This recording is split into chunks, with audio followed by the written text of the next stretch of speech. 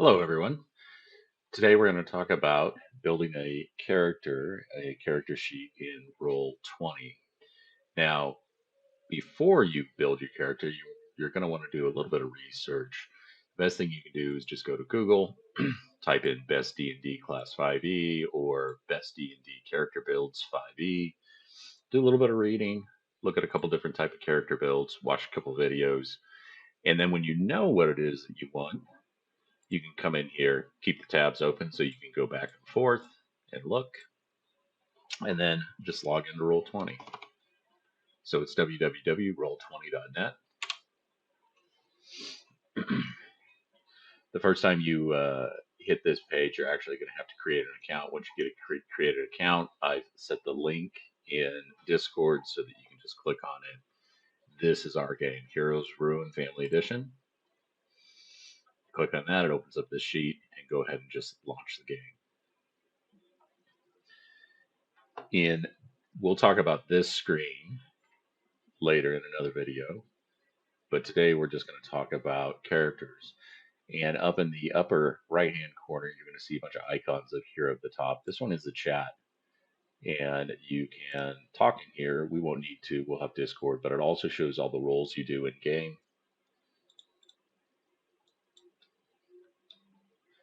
And you'll want to have this open during the game.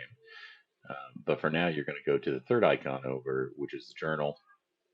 I've set you guys up with sheets, and I'm just going to go walk you through creating a character in Roll20.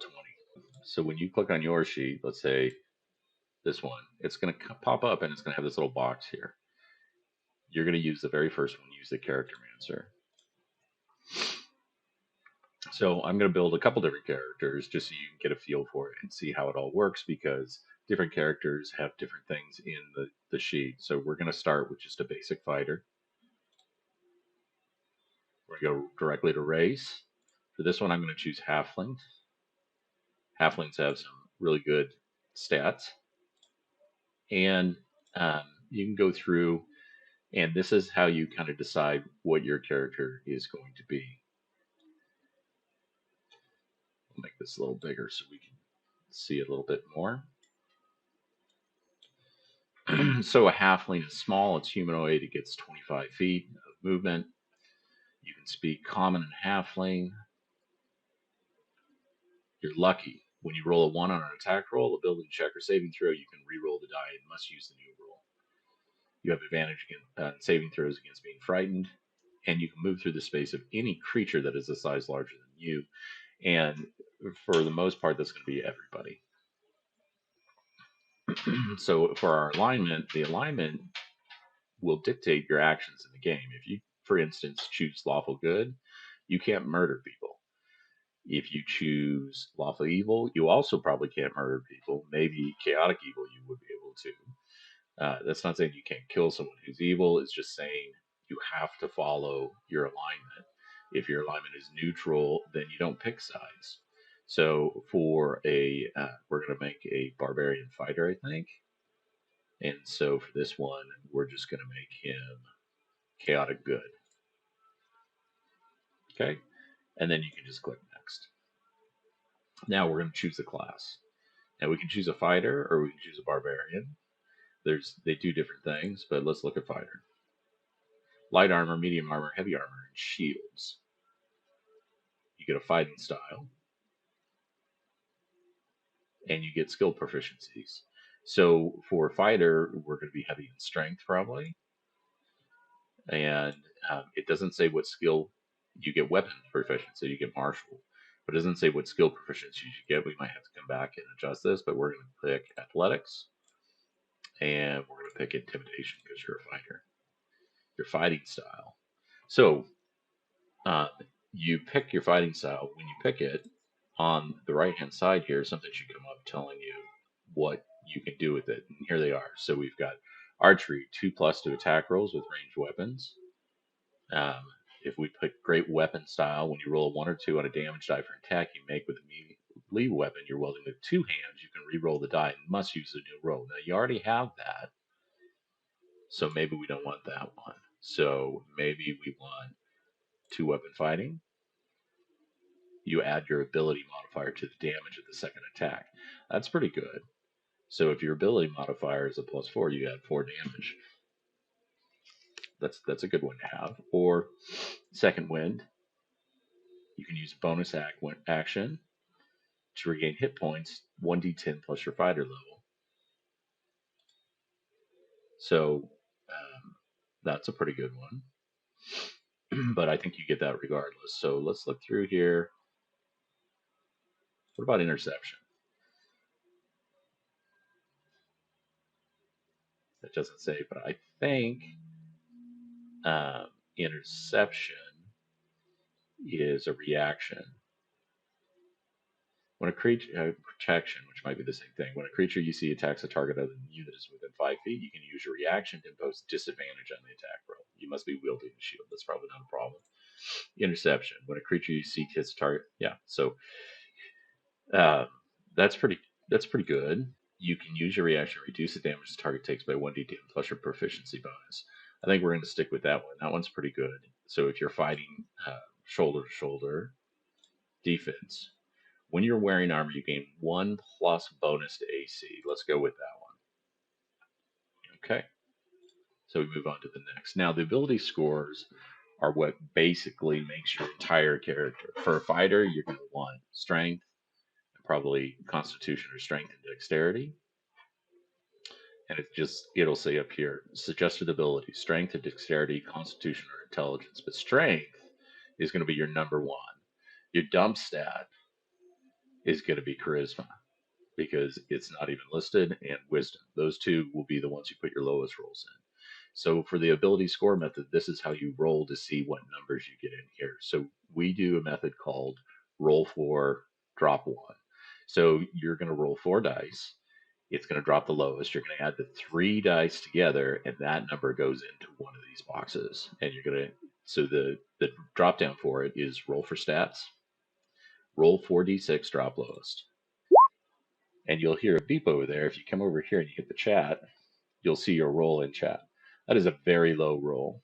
And just because I want to show some proficiencies, I'm going to go ahead and roll again until I get a roll that is going to be able to show you guys some stuff. Sometimes it's hard to get good rolls. Oop, I had one there.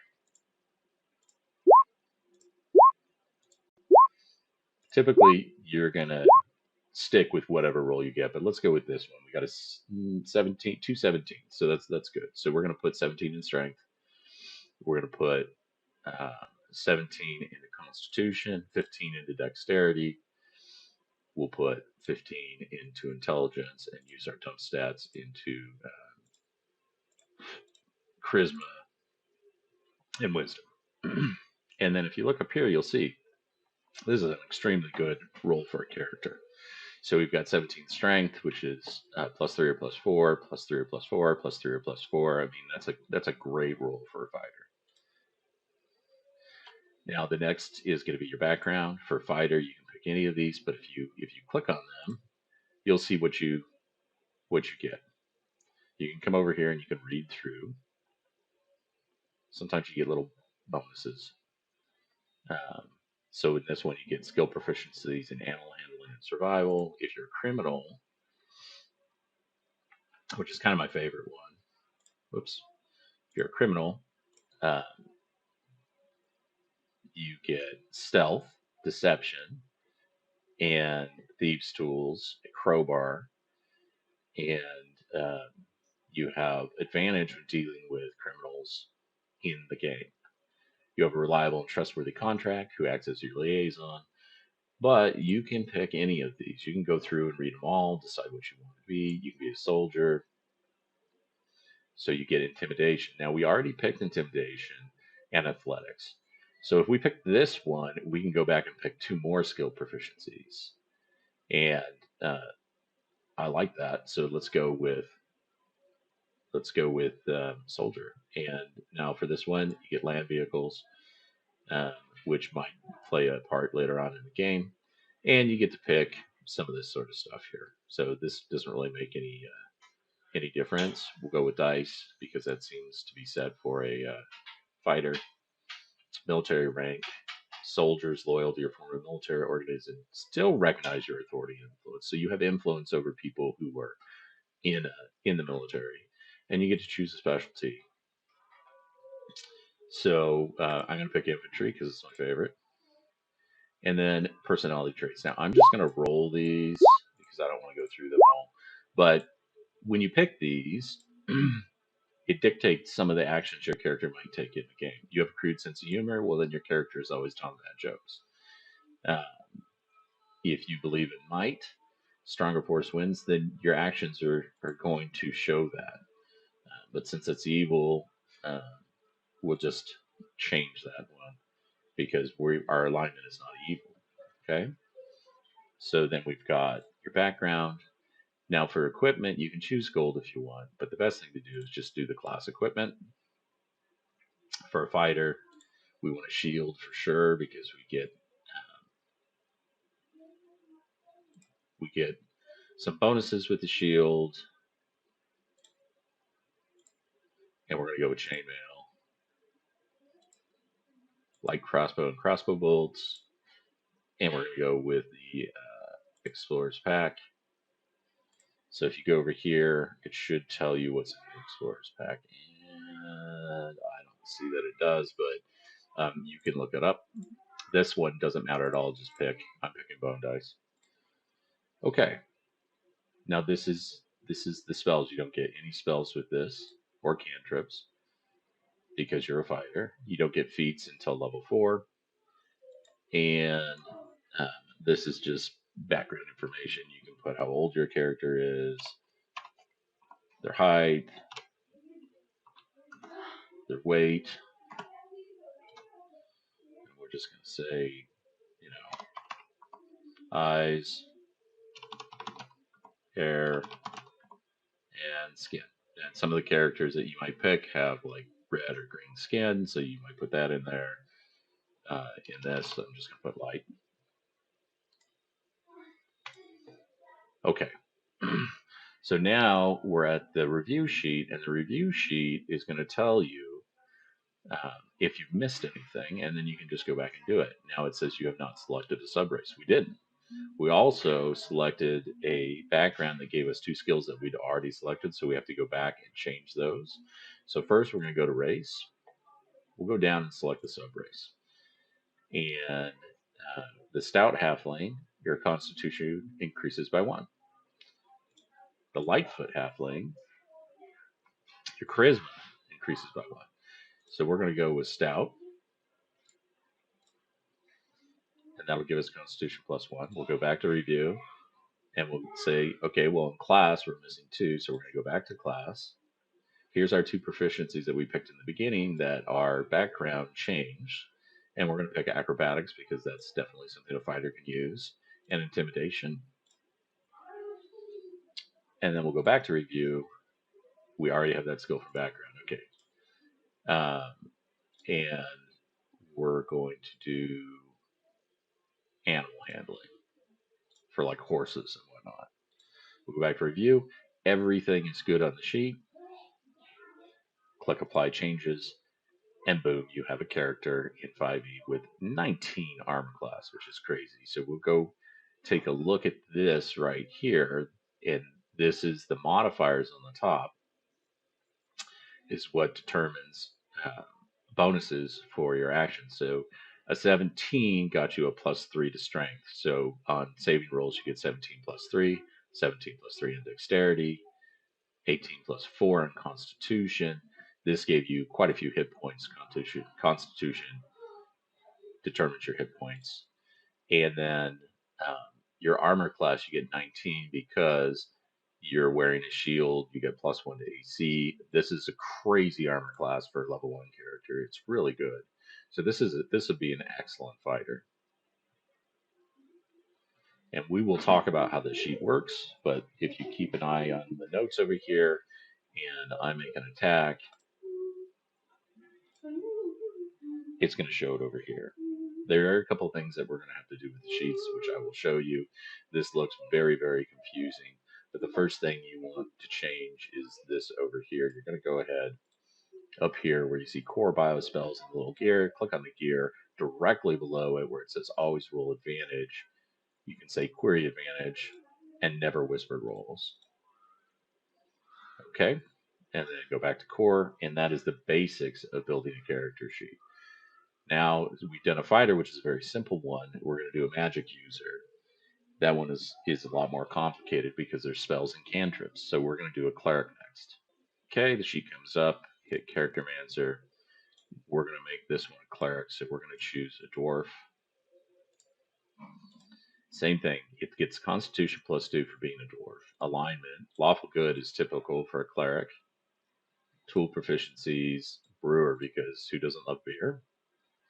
And then down at the sub race, you'll see it as hill dwarf or mountain dwarf. And if you look, mountain dwarf is a strength +2, and hill dwarf is wisdom +1. For a cleric, you're going to want wisdom, so you're going to pick hill dwarf and go to the next one. Here is your roll again, and what you're going to choose a class, and we're going to choose cleric, and it's going to tell you at the top what abilities are best: wisdom, strength, or constitution. Always wisdom. You want the most points you can get into wisdom for a cleric. Strength or constitution, out of the two, I'd probably pick constitution, but either one will work. So our skill proficiencies, we're going to pick, I think your background's going to give you religion, but we'll pick medicine, and we'll pick insight for now. Okay, you get cantrips, and you get regular spells. You have to choose a divine domain if you're going to be a cleric. I suggest if you are going to be doing this for the first time, pick life domain. Life domain gives you a lot of healing spells, and that's what you want when you're playing this game, especially with a party of 3 or 4. Now we're back to the ability where you're going to roll for your stats, which is the key to your character sheet. So we're going to go ahead and pick roll for stats, roll d4, drop 4. We'll go take a look at our roll. That is an excellent roll. We got an 18, a 16, a 15. Okay, so an 18 will give you +4 to your wisdom modifier. So we want to put that directly into your wisdom modifier because that is going to directly affect healing. When you have a proficiency, such as like 0.4 to your wisdom, and you heal someone, it adds 4 points of healing. Okay, so then we'll run 16 in Constitution, 15 in Strength, and then the rest are simply dumb stats. It's up to you. We'll do 14 in Charisma, and 13 in Intelligence, and 8 in Dexterity, which means you're not going to be very good at dodging things, which you use Dexterity a lot in this game. So I think we're going to put the 14 into there, and the 13 into Charisma, and then we'll put the 8 into intelligence, which is a dumb stat that we won't use at all. So if you look up here, we've got 18 constitution, 19 wisdom. That is going to be so good. Okay, so go ahead and you click next. You choose your background. Typically, you're just going to want to acolyte. It gives you a couple different choices for speeches. You can pick halfling, whatever you want, really. It doesn't matter. Okay, personality traits. I'm just going to go ahead and roll them. If I see anything pop up that's evil, then I might change it. You want things that are lawful if they have that. See how this is lawful, good, chaotic. Well, we want things that are lawful. Okay. And you can pick whatever you want. Go ahead and scroll through them and look at them. We're going to go with class equipment when this pops up. Now, keep in mind, you're hopefully did a little bit of research, and so you know the character you want to build.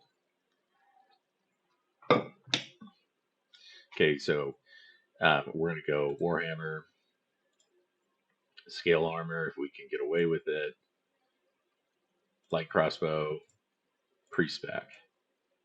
And this stat doesn't matter at all. I'm just going to use a prayer wheel. Okay, and now we're at the spells.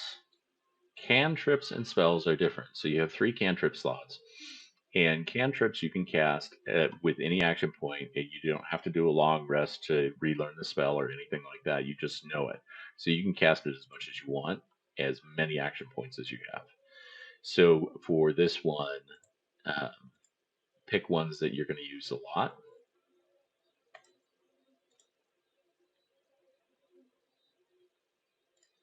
And when you click it, it's going to show up over here and tell you what it does. Okay, so we're going to pick those three. So spells are different. So you've got, with this build, you've got 1, 2, 3, 4, 5 spell slots. So you can cast 5 spells between long rests. Um, every time you cast a spell, it uses a spell slot, and then until you're out. And when you're out, you're out. You have nothing left. So you can, let's say, you have, oh, and this comes with 2 spells from the life domain already. So let's say that you have uh, Healing Word. You could cast it 5 times if you wanted and use it for every single spell slot. You don't have to use all of the spells. You can just pick one and use that repeatedly for the 5 spell slots, but you can only cast it 5 times, period.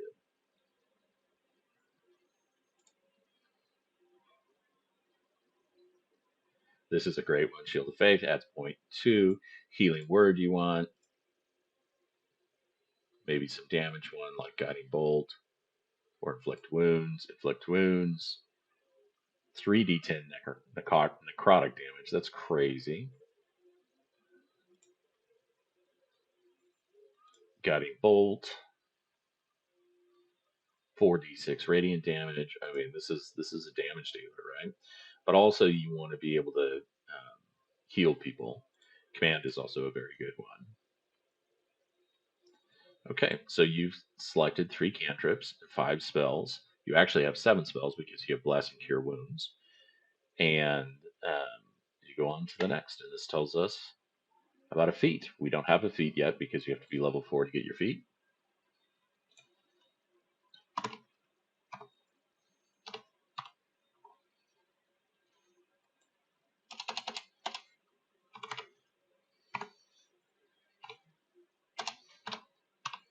We just fill in all the info.